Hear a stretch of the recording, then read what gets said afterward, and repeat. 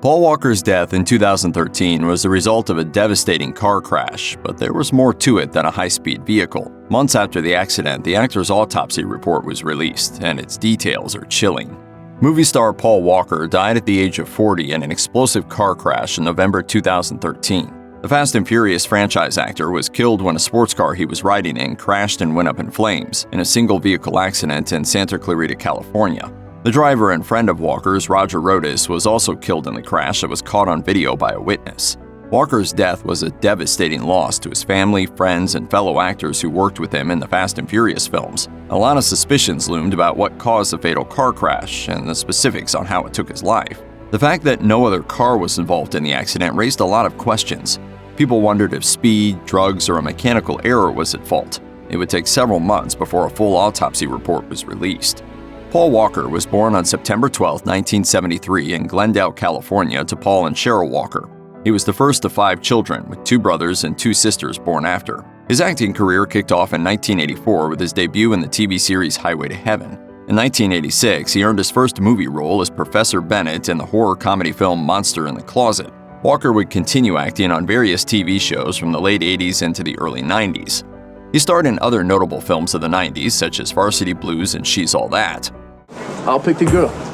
And you got 6 weeks to turn her into the prom queen.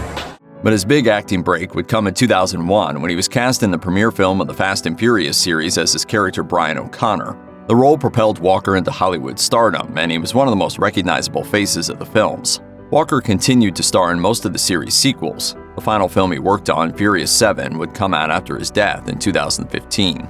Walker was survived by his family and only child and daughter, Meadow, who was 15 years old when he died. In January 2014, the Los Angeles County coroner released the autopsies of both Walker and Rodas, according to the Los Angeles Times. It showed that on November 30, 2013, speeding was the main cause of the accident. It explained that the Porsche Carrera GT was going 100 miles per hour when it crashed into a curb. The autopsy also stated that the high speed led to loss of control of the vehicle, causing it to spin several times before catching on fire. Most importantly, despite a lot of early speculation, drugs and alcohol were ruled out as contributions, as no trace of the substances were found in Walker or Rodas. However, the grim details about the states of their bodies were also made public. According to the report, Walker was so burned beyond recognition that his hair and eye color could not be identified upon examination. The autopsy said he sustained a lot of head trauma, broken bones, and injuries to his arms.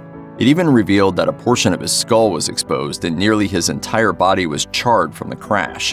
Yet it specifically mentioned that Paul Walker died of, quote, traumatic and thermal injuries, which suggests that the fire played as significant a role in his death as the impact from the crash. Walker's sudden and tragic death was one of Hollywood's shocking deaths in recent years. But in 2018, his mother Cheryl told People magazine that, despite the nature of how Walker died, she wants her son to also be remembered beyond his talents on the screen.